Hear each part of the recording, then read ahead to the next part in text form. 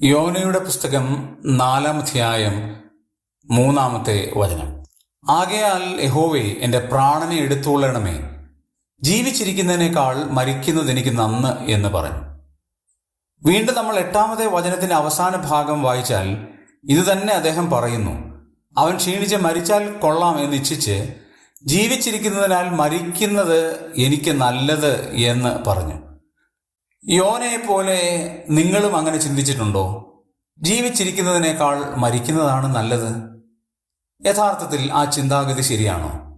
ഒരിക്കലുമല്ല. ദൈവം നമുക്ക് ജീവൻ നൽകിയിട്ടുണ്ടെങ്കിൽ ആ ജീവൻ ദൈവം നിലനിർത്തുന്നത് ചില പ്രത്യേക ലക്ഷ്യത്തോടു കൂടിയാണ്. നമ്മെക്കൊണ്ട് വലിയ വലിയ കാര്യങ്ങൾ ചെയ്യാൻ കഴിഞ്ഞില്ലെങ്കിലും ചെറിയ ചെറിയ കാര്യങ്ങൾ ചെയ്യാൻ കഴിയുന്നത് വളരെ വിലപ്പെട്ടതാണ്. ഒരു വലിയ കൺവെൻഷന് പ്രസംഗിക്കാൻ പറ്റിയില്ലായിരിക്കാം, വലിയ തുക ഒരാൾക്ക് കൊടുക്കാൻ പറ്റിയില്ലായിരിക്കാം. പക്ഷെ നമ്മൾ കൊടുക്കുന്ന ഒരു 50 രൂപ, നമ്മളൊരാളോട് ഒരു വ്യക്തിപരമായി പറയുന്ന സുവിശേഷം, അത് എത്രയോ പ്രാമുഖ്യമാണ്, അതെത്രയോ മൂല്യമുള്ളതാണ്. നിരാശ വരുമ്പോൾ ഒരിക്കലും പറയാൻ പാടില്ല യോന പറഞ്ഞതുപോലെ, ജീവിച്ചിരിക്കുന്നതിനേക്കാൾ മരിക്കുന്നത് എനിക്ക് നന്ന് എന്ന് പറയരുത്.